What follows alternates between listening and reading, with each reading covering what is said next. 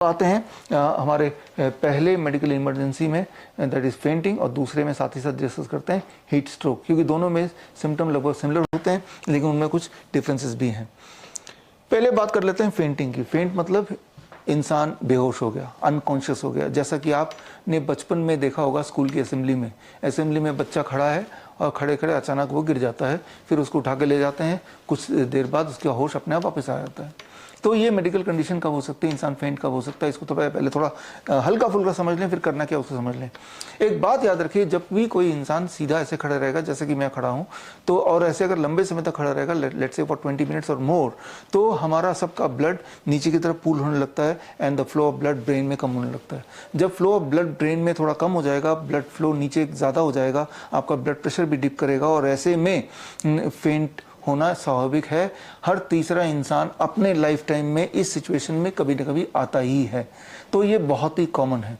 तो फेंट होने के बाद, यानी कि मैंने अभी बताया, याद कीजिए कि आपका blood circulation towards the brain is less, that resulted in fainting, right. तो इसमें आप ध्यान से देखिए, जो आप लेटाएंगे उसमें इंक्लाइन डाउन लेटाएंगे, तो यहाँ एक प्रेशर मेडिसिन का इंपॉर्टेंट रोल प्ले कर रहा है कि ब्लड का फ्लो इस डायरेक्शन में है because of gravity pull, right, जिससे विद इन 1 मिनट और 2 मिनट्स और 3 मिनट्स ब्रेन में जो रिक्वायर्ड सप्लाई है वो पूरी हो जाएगी, जिससे इंसान जल्दी से होश में आएगा। ये पहली बात है। तो कैसे पहचाने कि ये फेंटिंग है या हीट स्ट्रोक है?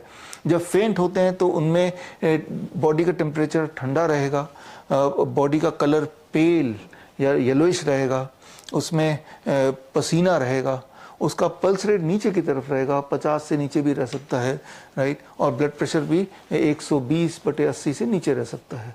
तो ये सारे सिम्टम्स हैं। इसमें सारे सिम्टम देखने की ज़रूरत नहीं है, सिर्फ आप उस वक्त सिचुएशन क्या है वो देखिए, और अगर वहाँ धूप वगैरह नहीं है सिर्फ तो अनुमान लगाइए, हो सकता है वो सीधे लंबे समय तक खड़ा है, that can be the impact. और ऐसे में सिंपली याद रखना है कि इस पोस्चर में उसको लिटाना है। इस पोस्चर में लिटा नहीं सकते तो फ्लैट लिटाइए और दोनों पैरों को करीब 1 फीट ऊपर कर दीजिए, कोई भी चीज़ उसके नीचे रख के।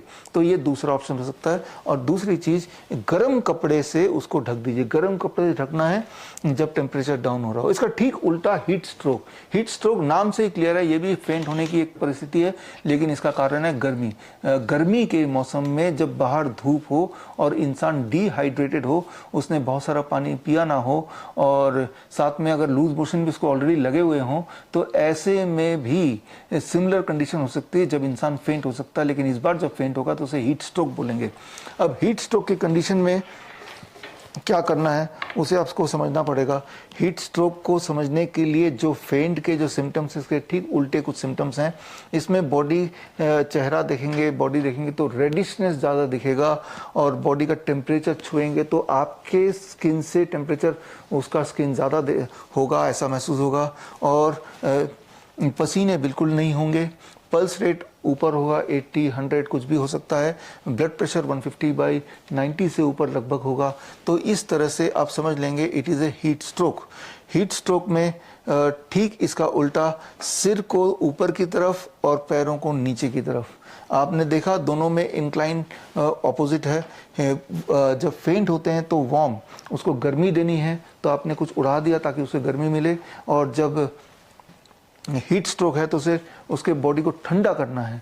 अब जो उड़ाएंगे कोल्ड क्लोथ मतलब कि मान लो कोई ऐसा कपड़ा जिसको पानी में थोड़ा गीला कर लिया, सोक कर लिया, अब उसको जब उड़ाएंगे तो उसके बॉडी में ठंड आएगी। और ये जो पोस्चर है, यानी कि blood flow towards the leg, यहाँ पे इसको आपने थोड़ा सा इंक्लाइन कर लिया, इंक्लाइन बाय अबाउट 5 डिग्री, जैसा आप इसमें देख रहे हैं लगभग। तो ये आप देख रहे हैं, इस कंडीशन में उस पेशेंट की, उस विक्टिम की, उस इंसान की रिकवरी बड़ी तेज़ी से होगी। तो अभी हमने सीखा बड़ा ही सिंपल, 2 अलग अलग मेडिकल कंडीशंस, दोनों एक जैसे दिखते हैं विद माइनर डिफरेंसेस, और जिसमें अलग अलग प्रोटोकॉल है जो आपकी आंखों के सामने है। और ये प्रोटोकॉल समझने के बाद भी देयर इज़ अ चांस कि एन मौके पे आप कंफ्यूज हो जाएं। इसलिए मैं तो ये रिकमेंड करूंगा, जैसे मैंने अपने लिए किया, कि इस तरह के पेपर भी मैंने इसके अंदर रख दिया, क्योंकि मैंने आपको बताया कि हर तीसरा इंसान अपने जीवन में कभी न कभी इस सिचुएशन में आता ही है। आप लोग जो लोग मुझे सुन रहे हैं, तो आप में से भी बहुत लोग मानेंगे कि यहाँ पे हमारे पहले बैच में टोटल 5000 एनरोलमेंट है, तो और हमने 5000 एनरोलमेंट को अलग अलग बैचों में डिस्ट्रीब्यूट किया हुआ है।